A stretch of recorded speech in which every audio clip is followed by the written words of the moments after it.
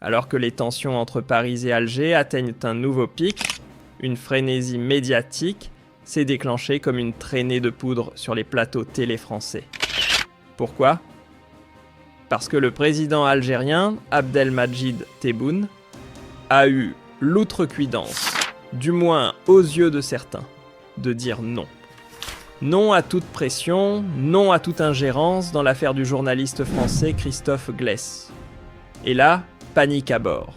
Les réactions furent aussi bruyantes que disproportionnées, révélant en filigrane une vérité dérangeante pour une partie de l'élite française. Il est encore inconcevable que l'Algérie d'aujourd'hui ne plie plus l'échine face aux anciens réflexes impériaux, ni ne cède à la mécanique bien rodée du chantage politico-médiatique à la française. Sur les plateaux télé hexagonaux, c'était presque l'appel aux armes. Certains commentateurs, la voix tremblante d'indignation, exigeaient une réaction unifiée, comme si l'heure était grave. Il ne s'agissait pas seulement de s'émouvoir, mais carrément de rallier toute l'Europe pour forcer la main à Alger. L'objectif ? Libérer un journaliste français. Arrivé comme simple touriste, mais rapidement devenu reporter clandestin et militant politique, en lien étroit avec un mouvement séparatiste algérien, le MAC, que le pays considère officiellement comme une organisation terroriste. Mais l'histoire ne s'arrête pas là. Les autorités algériennes, loin d'agir à l'aveugle, avaient en leur possession une collection de preuves accablantes. Échanges de messages, documents sensibles, contacts compromettants.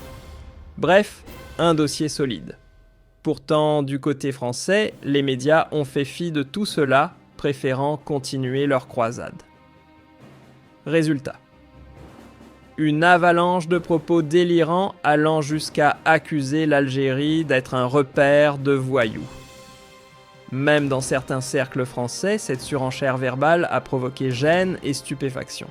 Car franchir ainsi les bornes du débat public n'était pas seulement inattendu, c'était déroutant. Ce qui au départ ressemblait à un débat médiatique classique s'est rapidement transformé en une offensive politique bien huilée. Fini les analyses posées, place à une mise en scène où l'Algérie jouait le rôle du bourreau des libertés. Pourtant, la réalité était bien plus terre à terre. Un ressortissant étranger entré avec un visa de touriste avait bravé les lois du pays et pactisé avec un groupe séparatiste menaçant l'unité nationale.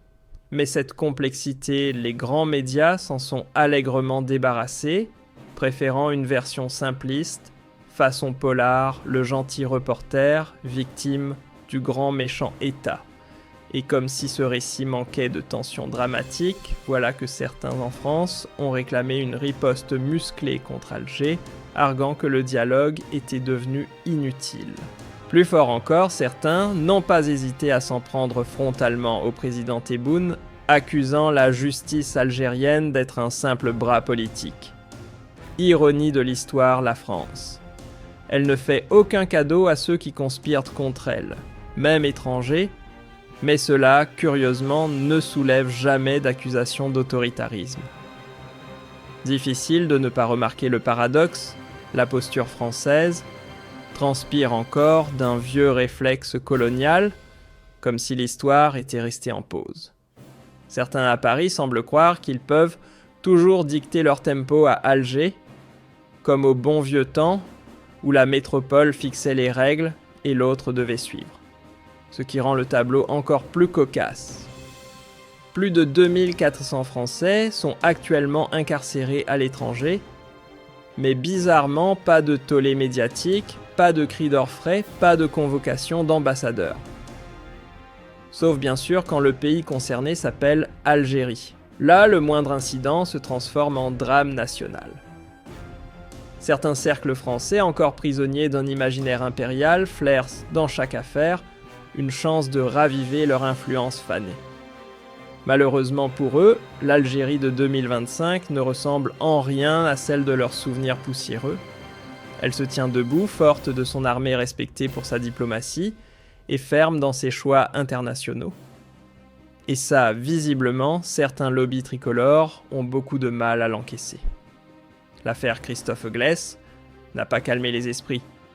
Bien au contraire, elle a mis les projecteurs sur un malaise encore plus profond. Devant les juges algériens, l'intéressé n'a ni crié à l'injustice, ni joué les martyrs. Au contraire, il a reconnu ses actes, imploré la clémence et assumé ses erreurs. Mais ces éléments gênants ont mystérieusement disparu des narrations françaises.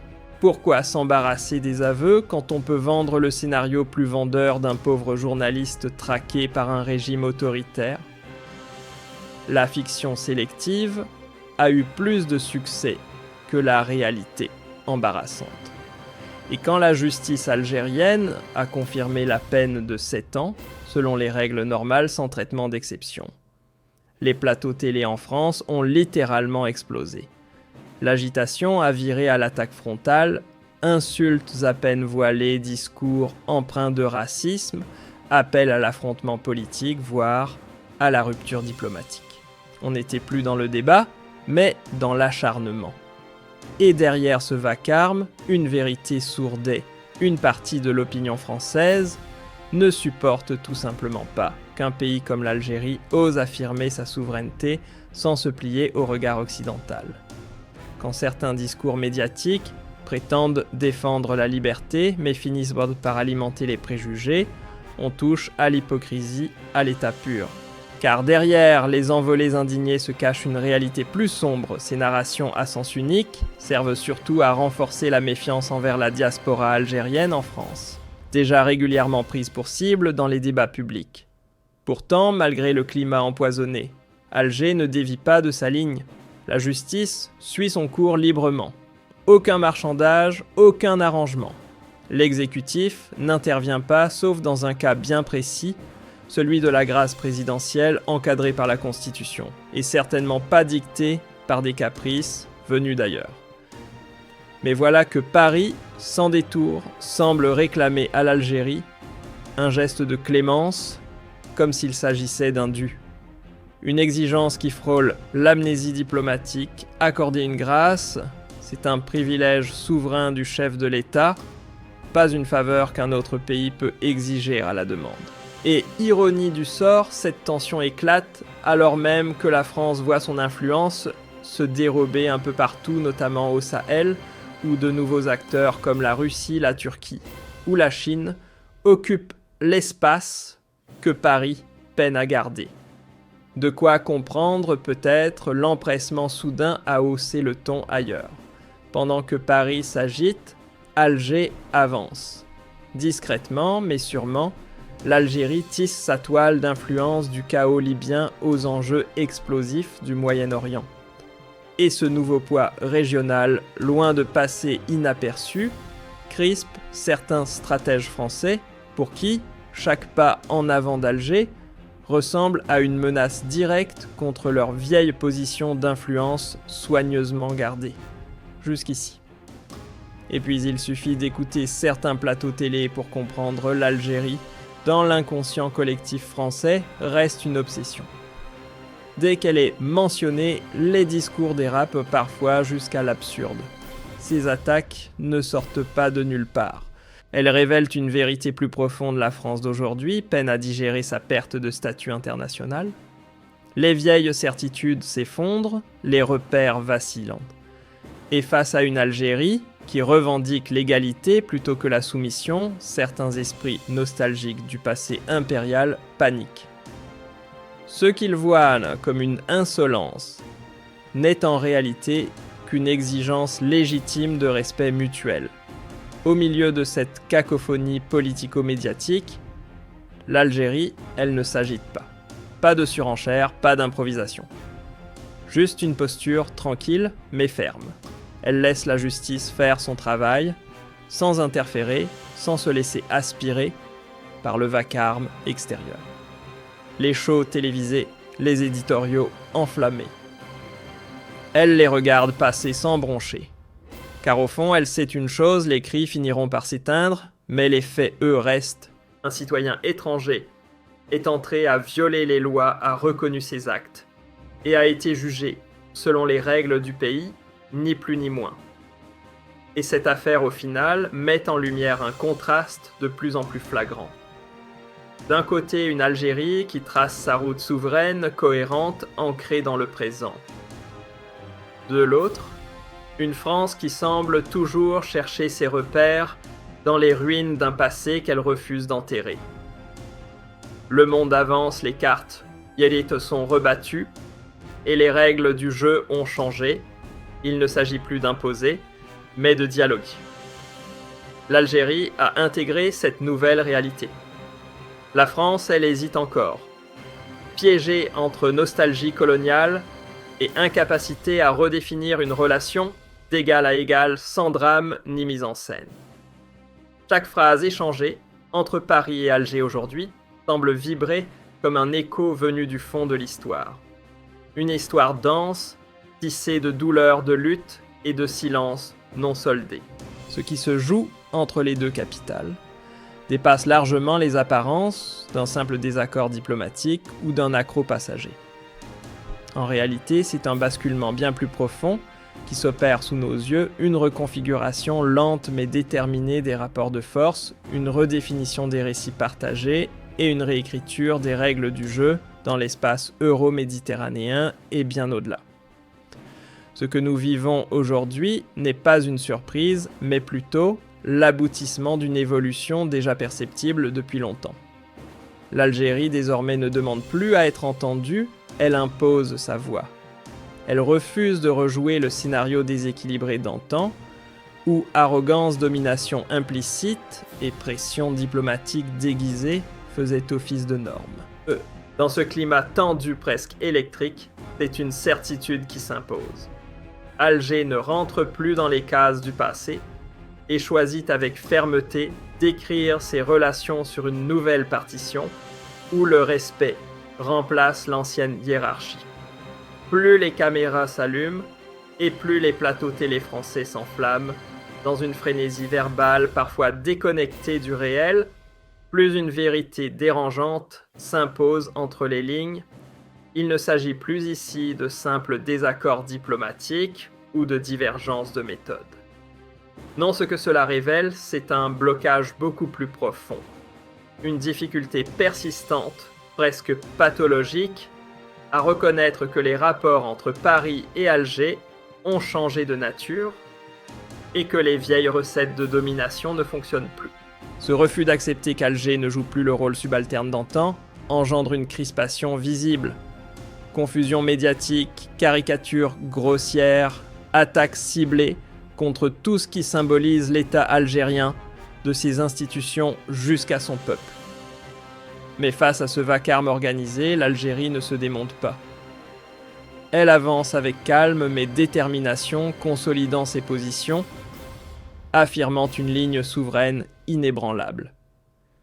Et pendant que certains crient dans les micros, elle comprend que la vraie puissance ne se mesure ni au volume sonore ni au coup d'éclat, mais dans la stabilité, la cohérence et la capacité à décider pour soi-même, sans tuteur ni traducteur. Alors que le monde tremble sur ses fondations, que les alliances traditionnelles se fissurent, que de nouveaux pôles de pouvoir émergent, et que l'économie globale se redessine, une partie de la sphère politico-médiatique française semble rester figée dans un miroir déformé. Un miroir où la France tiendrait encore les rênes d'un ordre international qui n'existe plus. Incapable de sortir de cette illusion, elle continue d'interagir avec le monde comme si rien n'avait changé, au risque de parler une langue que plus personne ne comprend.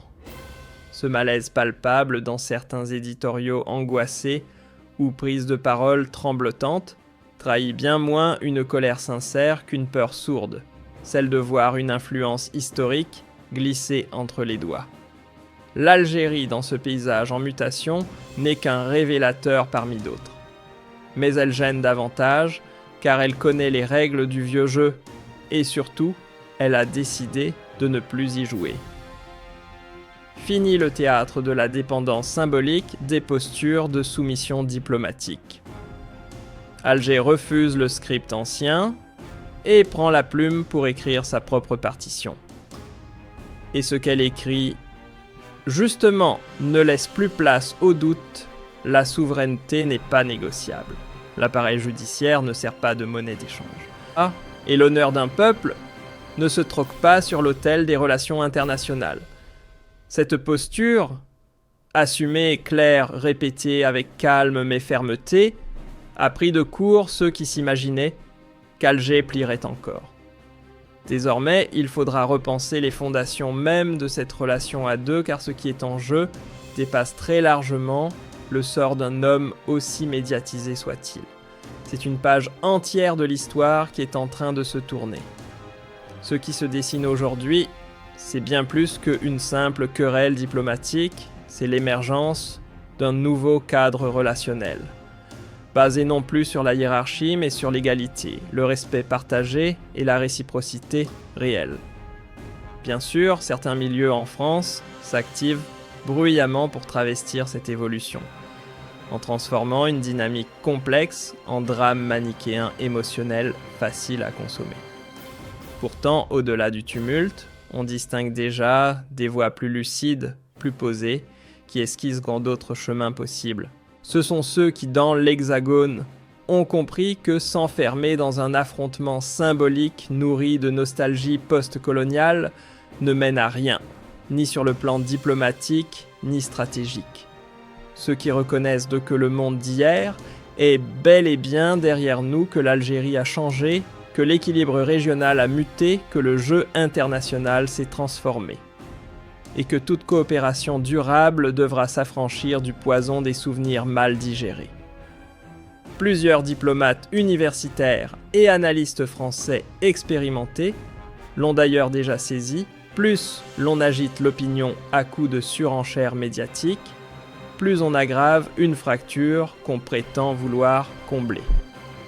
Pour eux, l'avenir ne se construira pas dans l'écho des anciens réflexes d'autorité, mais bien dans une réinvention du dialogue, où écoute active, humilité et intelligence collective seront les seuls véritables leviers de stabilité.